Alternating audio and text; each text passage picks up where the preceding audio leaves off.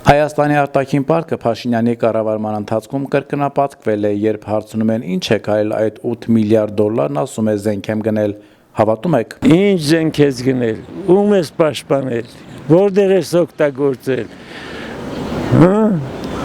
Հələ բաժանի յուրաքանչյուր բնակչի վրա Հայաստանի, դες ինչքան է դառնում, այդ սաղած դառնում է պարտքով ենք ապրում, մեր երկրը, մեր հողի վրա սաղած պարտքով ենք ապրում, ով է տեսել տենց բան, ով է տեսել։ Հայաստանում ամեն ինչ հնարավոր է, ով է տեսել պարտված երկրի նախագահ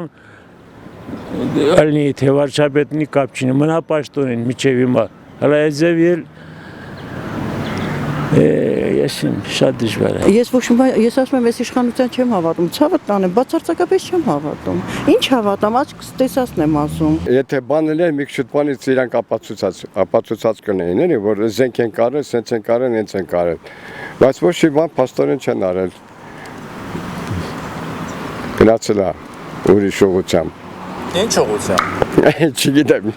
Չէ, իրանք զենք չեն գրել։ Բանակը նախ զենք չունի, էդ էլ ասեմ, մեր բանակը զենքից շատ թույլ է, իրանք զենքի փող չեն տալիս։ Ընդհանրապես զենք, իսկ թուրքը զենքի է փող տալիս։ Ոչ մի զենք չկա։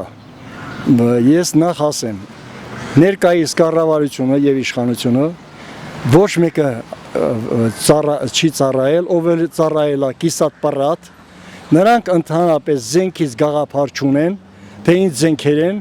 Այնը ցուցադրական ցույց են տալի ժողովրդին հերթական անգամ խաբելու եւ մանիպուլյացիոնելու համար։ Ես էդի կասեմ։